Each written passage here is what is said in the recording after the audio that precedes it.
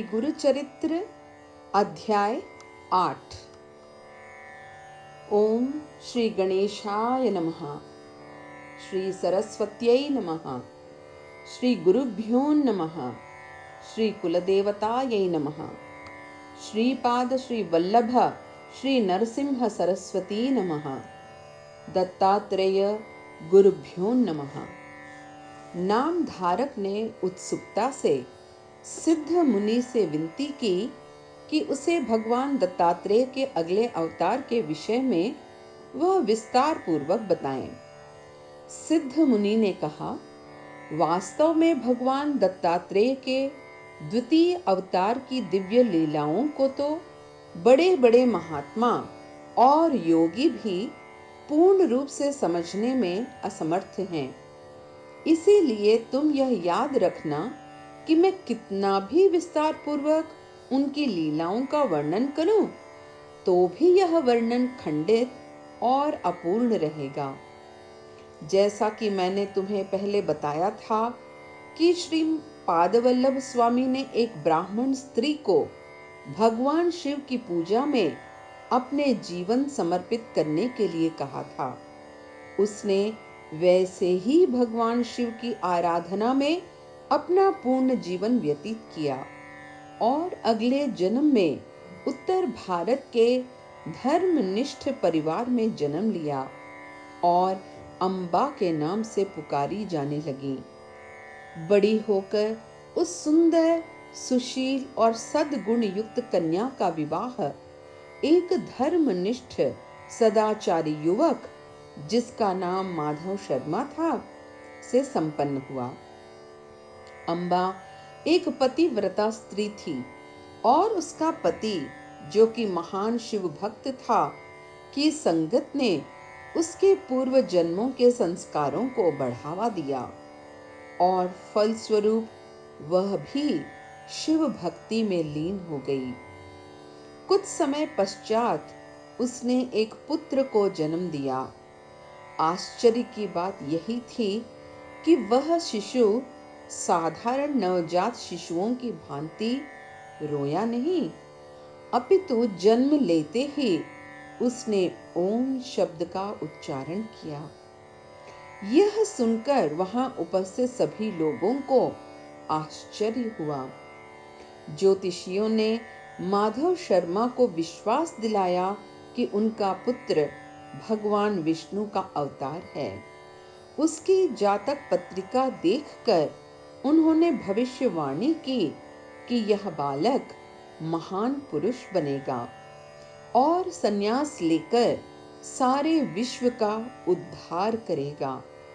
उन्होंने कहा कि बालक के जन्म से माधव शर्मा और अम्बा का जीवन धन्य हो गया है।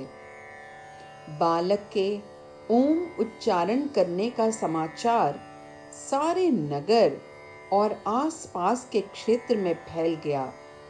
उसके दर्शन हेतु असंख्य श्रद्धालु लोग माधव शर्मा के घर आने लगे। उचित समय पर बालक का नाम नरहरि रखा गया। उसके नाम का अर्थ था मनुष्यों के दुखों और पापों का निवारण करने वाला। उनके जन्म के कुछ समय पश्चात एक और चमत्कार हुआ। उनकी माता को पर्याप्त मात्रा में दूध नहीं आता था। वह बालक के लिए अधिक दूध की व्यवस्था करना चाहती थी। वह विचार कर रही थी कि या तो एक दूध पिलाने वाली दाई को रखा जाए या फिर एक मादा बकरी खरीद ली जाए। माँ की दुविधा समझकर नन्हे बालक ने माता के स्तन को अपनी नन्ही उंगलियों से स्पर्श किया। स्पर्श के साथ ही दूध की धारा बहने लगी और पर्याप्त मात्रा में दूध आने लगा। माता पिता को बहुत विस्मय हुआ। उस विचित्र बालक को कहीं लोगों की नजर न लग जाए, इस कारण उन्होंने यह चमत्कार किसी को नहीं बताया। सुंदर बालक नरहरि 5 वर्ष का हो गया, परंतु वह बात नहीं करता था। माता पिता बड़े चिंतित हुए। वे समझने लगे कि बालक गूंगा पैदा हुआ है। एक दिन इशारों से बालक ने माधव शर्मा से कहा कि मेरा उपनयन संस्कार करा दीजिए।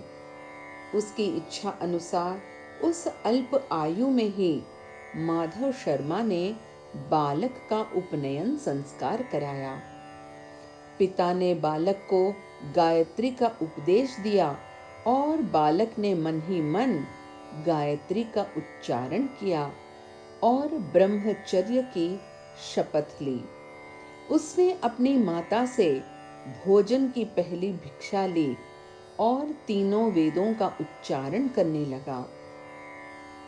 इस बात से अब यह स्पष्ट हो गया कि वह तो वास्तव में संपूर्ण ज्ञान का ज्ञाता था।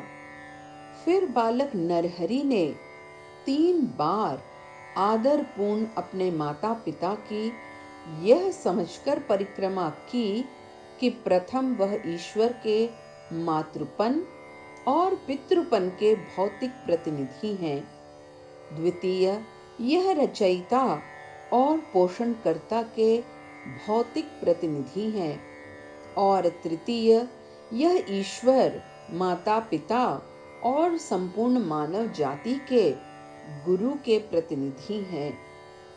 ऐसा करने के पश्चात उन्होंने अपने माता पिता से कहा, यह शरीर अनित्य है। आज तक संसार में कोई स्थिर नहीं रहा। जब तक यह शरीर दृढ़ है, तब तक पुण्य कर्म करने चाहिए, और इसलिए मुझे वैराग्य की तीव्र इच्छा है। मैं अपने समस्त बंधनों से मुक्त होकर संन्यास लेकर अपना जीवन सर्वोच्च ज्ञान को समर्पित करना चाहता हूँ। जैसा कि मुझ में तीक्ष्ण समझ और दृढ़ विवेक की नैसर्गिक प्रवृत्ति है, इसीलिए मुझे अपने आध्यात्मिक मार्ग से विचलित होने का खतरा भी नहीं है। आप मेरे जीवन की तनिक भी चिंता न करें। पुत्र के ऐसे वचन सुनकर माता पिता स्तब्ध हो गए और रोते हुए कहने लगे, तुम ही हमारे इकलौते बालक हो। यदि तुम हमें इस तरह छोड़ जाओगे तो वृद्धावस्था में हमारी देखभाल कौन करेगा, और मृत्यु के पश्चात हमारी आत्माओं का उद्धार कौन करेगा। कुछ समय गृहस्थ आश्रम व्यतीत करके पुत्रों को जन्म देकर तुम संन्यास ग्रहण कर लेना। श्री हरि ने उत्तर देते हुए कहा रिपीट श्री नरहरि ने उत्तर देते हुए कहा, माँ, ग्रंथों में ऐसा कहा गया है कि मनुष्य को संन्यास गृहस्थ आश्रम के पश्चात ही लेना चाहिए, परंतु यह उन्हीं लोगों के लिए आवश्यक है जो अपनी इच्छाओं पर विजय प्राप्त करने में असमर्थ हैं। अपने पूर्व जन्मों के संस्कारों के अनुकूल मुझ में तो जन्म से ही अंतर्निहित वैराग्य की नैसर्गिक प्रवृत्ति है। मैं ज्ञान इंद्रियों के बाहरी तत्वों का भोग नहीं करना चाहता, जो कि मनुष्य को केवल दुख पहुंचाते हैं। इसीलिए मैं ब्रह्मचर्य के बाद सीधे ही संन्यास ग्रहण करूंगा। ऐसा करने से मेरी पूर्णता ही स्थापित होगी। वास्तव में जिसमें विवेक अंतर्निहित है, उसके लिए संन्यास से उत्तम मार्ग और कोई भी नहीं है। इस कलयुग में मनुष्य की औसत आयु 100 वर्ष है। आधा जीवन निद्रा में व्यतीत हो जाता है। बचे हुए शेष आधे में से कुछ बालपन की अज्ञानता और यौवन काल की मौज मस्ती में गुजर जाता है। शेष में से एक बड़ा खंड परिवार और सगे संबंधियों की देखभाल में नष्ट हो जाता है। जो शेष जीवन बचता है वह बुढ़ापे की जीर्णता हड़प कर जाती है, परंतु वास्तव में धन, पारिवारिक संबंध और उत्तरदायित्व एक स्वप्न की भांति असत्य हैं। यौवन एक पुष्प की भांति है जो शीघ्र ही शुष्क हो जाता है। अपने जीवन को एक परम लक्ष्य अर्थात आत्मज्ञान की प्राप्ति की दृष्टि से देखें तो यह जीवन बहुत लघु है। काल का चक्र निरंतर रूप से जीवन के सभी रूपों को नष्ट कर देता है। हमें तात्विक संसार में मोहवश किसी भी वस्तु से बंध जाना अपने आप को धोखा देने और आत्म पराजय के समान है। यह शरीर जो कि बाहर से त्वचा की तह से ढका है और भीतर से हाड़, मांस और लहू से भरा है, उतना ही क्षीण ढांचा है जितना कि पानी का बुलबुला। अपनी पत्नी अथवा बच्चों से अत्यधिक मोह ही सभी दुष्ट प्रवृत्तियों की जड़ है। अपने आप में हमारा शरीर निर्जीव पदार्थों का बना है जो कि परिवर्तनशील और नाशवान है। मृत्यु निश्चित है। केवल इस जड़ शरीर के भीतर जो आत्मा है वह अनंत है और वह ही हमारा वास्तविक अस्तित्व है।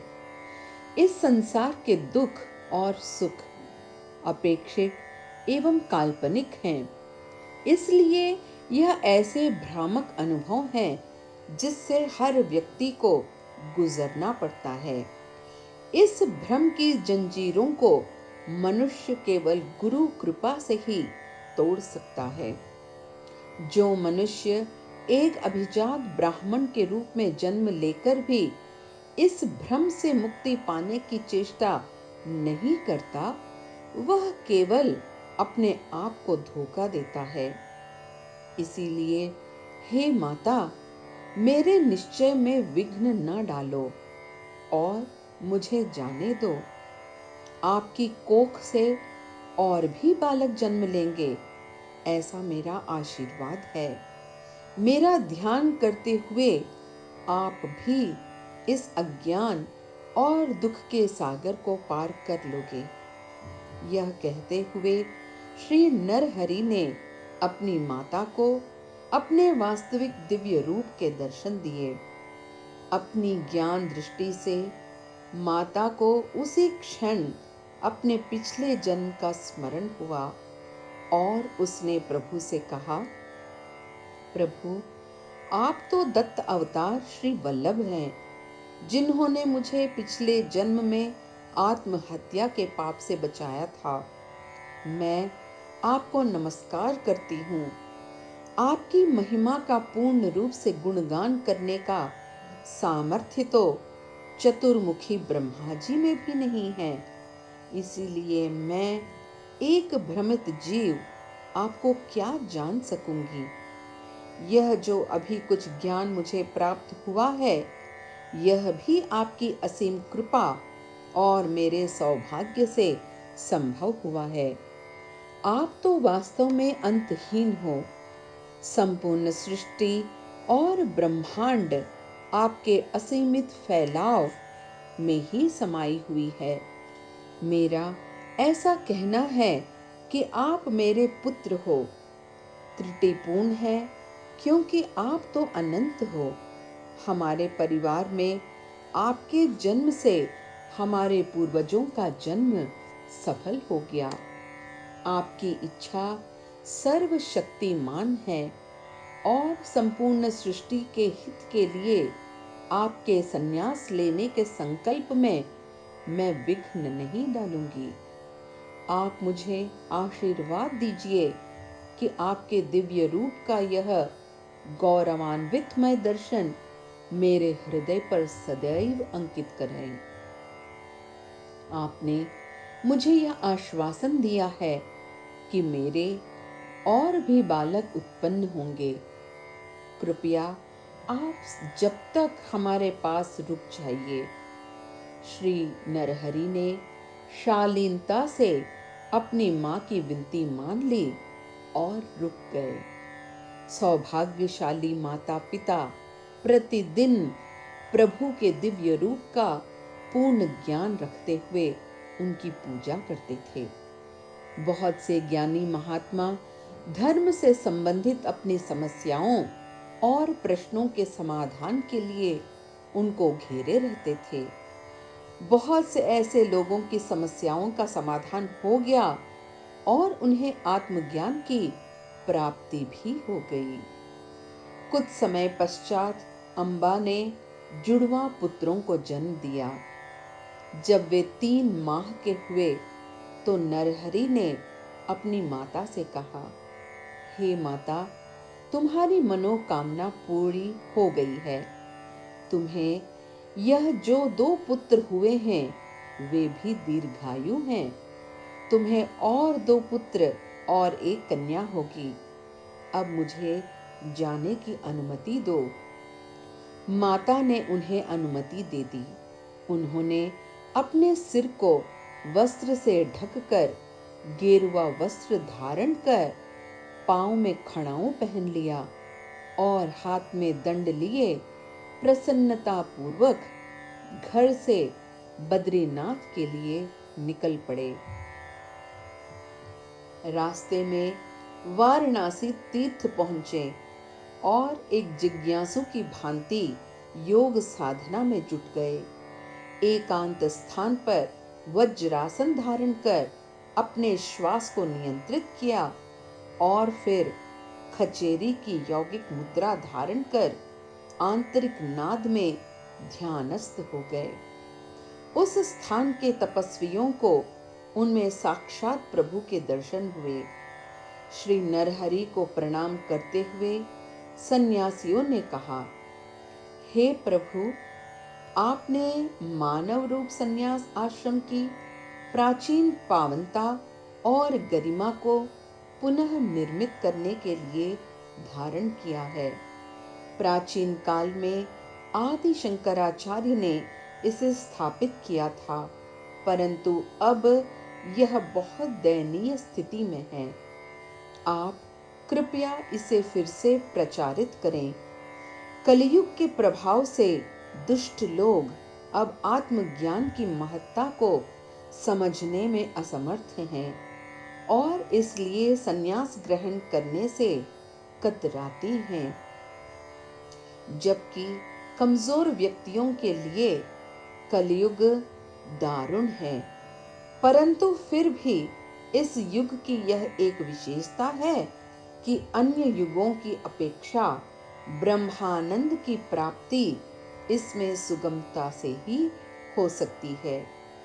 हे प्रभु, इसलिए हमारे लिए इस आनंद के मार्ग को सुरक्षित करें। उनकी इच्छा पूर्ति करते हुए श्री नरहरि ने संन्यास परंपरा के अनुकूल वृद्ध मुनि श्री कृष्ण सरस्वती को अपना गुरु माना और उनसे संन्यास की दीक्षा ली। इसके पश्चात उन्हें श्री नरसिंह सरस्वती के नाम से पुकारा जाने लगा। उन्होंने अपनी शिक्षा और जनेऊ का त्याग कर आजन्म ब्रह्मचर्य का व्रत धारण किया। इस प्रकार जीवन की द्वैतताओं अर्थात सुख दुख से ऊपर उठकर पूर्ण रूप से संन्यास धारण कर इस विश्व गुरु ने संन्यास परंपरा को नव जीवन प्रदान किया और अपने शिष्यों को बताया कि संन्यास ग्रहण करने से बहुत लाभ होता है। संन्यास जिसमें निम्नलिखित कर्म सम्मिलित हैं। पहला, प्रायश्चित अर्थात अपने इस जन्म और पिछले जन्म के कुकर्मों का प्रायश्चित करना। दूसरा, अष्ट श्राद्ध अर्थात अंत्येष्टि के 8 धार्मिक संस्कार जो अपने समस्त सांसारिक संबंधों और अपने पूर्ववर्ती रूप को समर्पित हो। तीसरा, विराज होमा अर्थात अग्नि आहुति, जो कि मृत्यु की नदी को पार करने का संकेत देती है। चौथा, गायत्री प्रवेश अर्थात गायत्री की आत्मा में प्रवेश करना। पांचवा, ईशा नात्राय त्याग अर्थात अपने जीवन, पत्नी, बच्चों और धन की चिंता का त्याग करना। छठवां, भूरादि संन्यास स्वर्ग तथा भूमि पर संपत्ति, जायदाद अथवा इच्छाओं का त्याग करना। सातवां, शिखा सूत्र संन्यास अर्थात अपने जनेऊ एवं शिखा का त्याग करना। आठवां, गुरु पाबती गुरु की शरण लेना, जो कि जिज्ञासुओं को वेद के 4 महाकाव्यों का अर्थ समझाएगा। वे 4 महाकाव्य हैं, रिपीट, वे 4 महावाक्य हैं। प्राज्ञानम ब्रह्मा, पूर्ण बोध ही ब्रह्मा है। अहम ब्रह्मास्मि, मेरा वास्तविक स्वरूप ब्रह्मा है। तत्वमसि, वह वास्तव में वह ही है। अयम आत्मा ब्रह्मा, यह मेरी आत्मा ब्रह्मा ही है। उसे यहाँ पंजीकरण की शिक्षा भी प्राप्त होती है, अर्थात इस सृष्टि एवं शरीर के 5 तत्वों का विश्लेषण सिखाया जाता है। इसके अतिरिक्त योगा पट्टा अर्थात सन्यासी की उपाधि, प्रयांक सोचा अर्थात अपना बिस्तर शुद्ध रखने का संकल्प और नम गद्दों आदि का त्याग करना, और सर्वधर्म विचार अर्थात सन्यास की पारंपरिक रीतियों की आत्मा को समझना शिक्षा भी दी जाती है। जिस व्यक्ति ने इस प्रकार संसार त्याग कर सन्यासी का जीवन व्यतीत किया हो, उसके शरीर को मृत्यु पश्चात भूमि में दफना दिया जाना चाहिए या फिर पानी में बहा देना चाहिए, परंतु उसका दाह संस्कार नहीं करना चाहिए। हर व्यक्ति को सन्यास के लक्ष्यार्थ को समझकर ही उसे अपनाना चाहिए, अन्यथा नहीं। इस प्रकार श्री नरसिंह सरस्वती जी ने कुछ शिष्यों के समक्ष सन्यास की व्याख्या की और कुछ को वेदों का अर्थ समझाया, जिससे पुरुषार्थ प्राप्ति संभव हो सके। फिर वह अपने शिष्यों सहित देश के भ्रमण को निकल पड़े। रास्ते में आने वाली सभी पवित्र नदियों में उन्होंने स्नान किया और उस स्थान पर पहुंचे जहां पावन गंगा समुद्र में मिलती है। वहां पर उन्होंने योग साधना की। फिर वे भ्रमण करते हुए प्रयाग पहुंचे, जहां पर उन्होंने माधव नामक ब्राह्मण को वेदों का सार समझाया और सन्यास की दीक्षा दी। फिर वे अपने घर की ओर अपनी माता से मिलने निकल पड़े।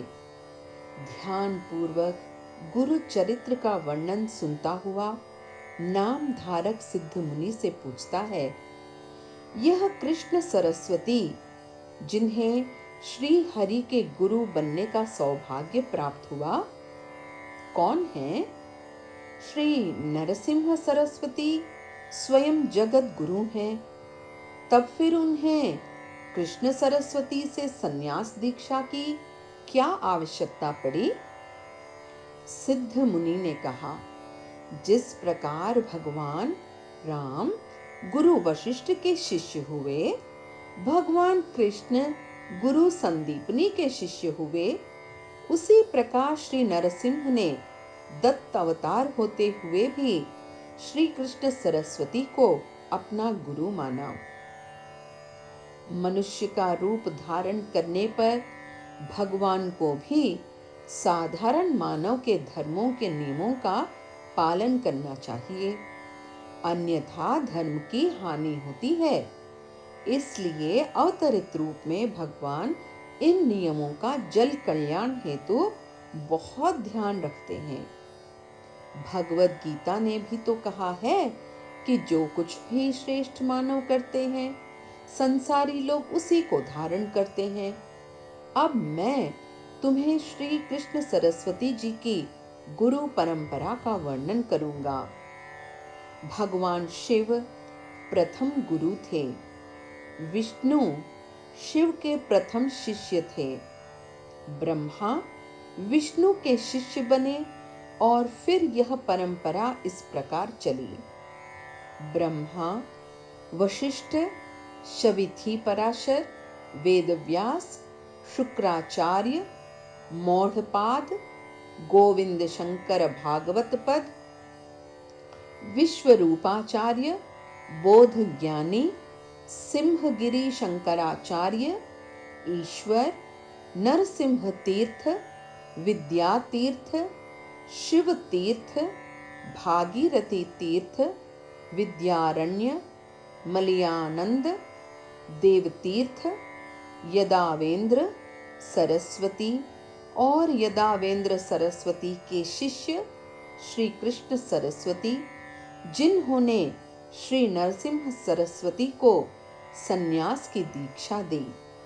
श्री कृष्ण सरस्वती महाज्ञानी थे और आयु में वृद्ध थे, इसीलिए श्री नरसिंह सरस्वती ने इन्हें अपना गुरु माना। इति अष्टमो अध्यायः। श्री दत्ताय गुरुवे नमः। श्रीपाद श्री वल्लभाय नमः। श्री नरसिंह सरस्वत्यै नमः।